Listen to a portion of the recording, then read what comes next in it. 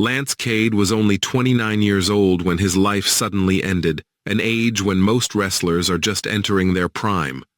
To WWE fans, he was a powerful tag team competitor, trained by the legendary Shawn Michaels and destined for long-term success. But behind the bright lights and roaring crowds, Lance Cade was quietly slipping into a dangerous world of pain, addiction, and pressure. On August 13, 2010, Lance Cade was found dead in San Antonio, Texas. The official explanation spoke of heart failure caused by drug toxicity, but the deeper story reveals something far more disturbing. How does a young athletic wrestler die so suddenly? Was this simply an overdose? Or another unnatural death caused by the hidden darkness of professional wrestling? Tonight, we uncover the tragic, shocking, and mysterious story of Lance Cade. Lance McCullough was born on February 2, 1981, in San Antonio, Texas, and from a young age, wrestling was his dream. Inspired by the legends of the ring, Lance trained under Shawn Michaels, one of the greatest wrestlers of all time. This alone placed enormous expectations on his shoulders. Known for his size, athleticism, and disciplined training, Lance quickly stood out as a natural performer. When he entered WWE's developmental system, it seemed only a matter of time before he would become a major star. He adopted the ring name Lance Cade, and his future looked incredibly bright. Lance Cade found success in WWE as part of a tag team with Trevor Murdoch, even capturing the World Tag Team Championships.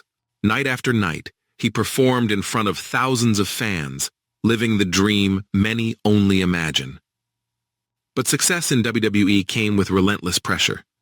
The demanding travel schedule, physical punishment, and constant expectation to perform at peak levels took a serious toll on his body. Injuries became common, pain became constant, and rest was almost non-existent. Like many wrestlers of his generation, Lance Cade began relying on prescription medications to manage pain and exhaustion, something that would later prove fatal. Behind the scenes, Lance Cade was struggling deeply. Prescription painkillers, muscle relaxers, and other substances slowly became a daily necessity rather than a temporary solution. Friends and co-workers later described changes in his behavior, mood swings, fatigue, and increasing isolation. WWE eventually released him in 2008 due to wellness policy violations, a devastating blow that stripped him of his identity. Wrestling wasn't just his job, it was his life.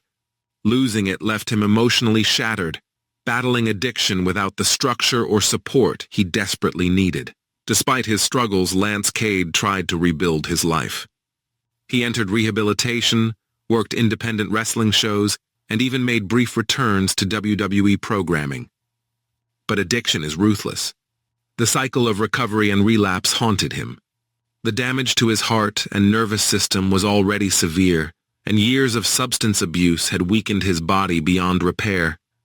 On August 13, 2010, Lance Cade was found dead in his hometown of San Antonio, Texas.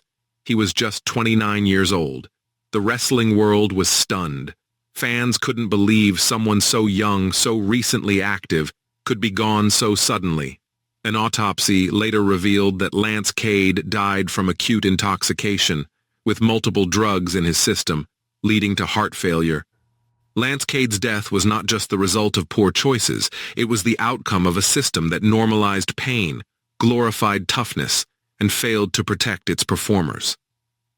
Years of physical damage, easy access to prescription drugs, mental pressure, and lack of long-term support created an environment where tragedy was almost inevitable.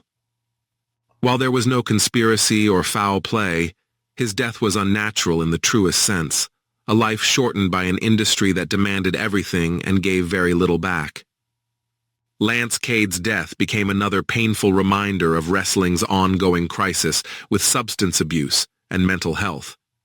WWE strengthened its wellness policy, increased drug testing, and began addressing addiction more seriously. But once again, these changes came too late for those already lost. Lance Cade was more than a wrestler. He was a young man with dreams, talent, and potential that will never be fully realized. His death at 29 was not natural, not fair, and not unavoidable. It was the result of years of pain, pressure, and silence.